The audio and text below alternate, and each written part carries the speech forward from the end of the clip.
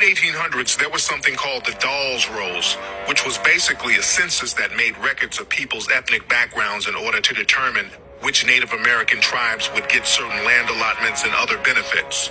After slavery, many black people were associated with some of these tribes by bloodline, through marriage, through adoption, and even servitude.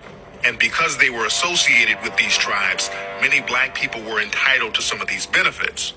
The government did not want blacks to get these benefits, so they created a separate freedmen's list specifically for black people.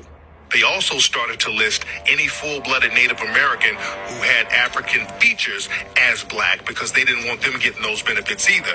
At the same time, they allowed white citizens to come in and pay money under the table to be listed as part Native American. 1895 and 1896, when a lot of the whites found out the benefits that these blacks were going to be entitled to, a lot of whites went to the Dawes Commission and say, look, why don't you put my name on there?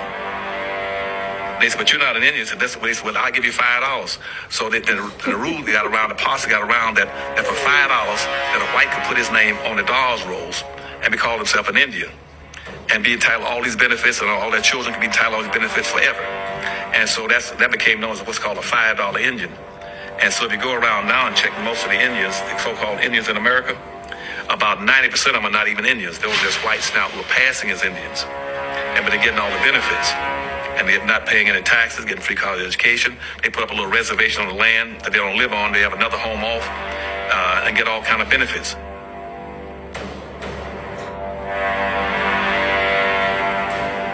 Iron Eyes Cody was another famous Native American person. He was in the media for years.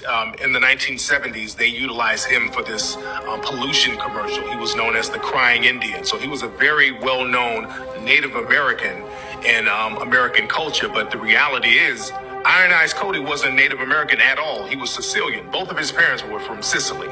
So he didn't have one drop of Native American blood in him. He was another fake Indian.